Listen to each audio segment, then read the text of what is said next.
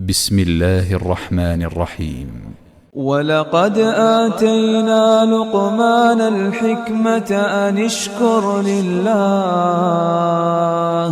ومن يشكر فإنما يشكر لنفسه ومن كفر فإن الله غني حميد. وإذ قال لقمان لابنه وهو يعظه يا بني لا تشرك بالله إن الشرك لظلم عظيم. ووصينا الإنسان بوالديه حملته أمه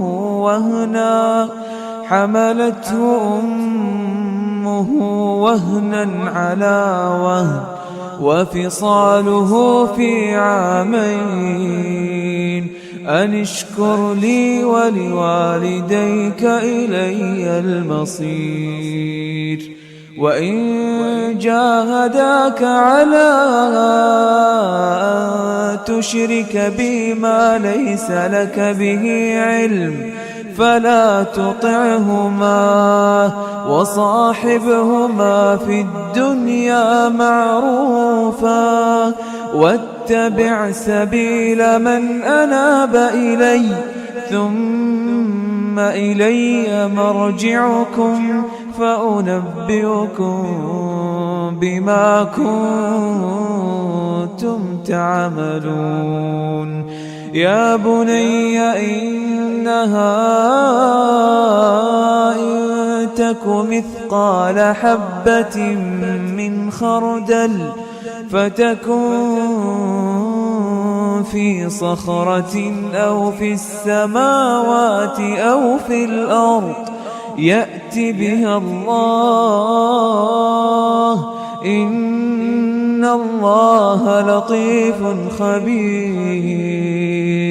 إن الله لطيف خبير.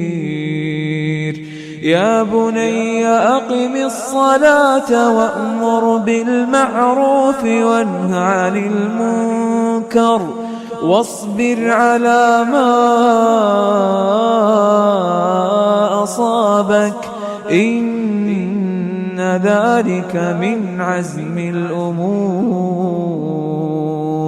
ولا تصعر خدك للناس ولا تمش في الأرض مرحا إن الله لا يحب كل مختال فخور.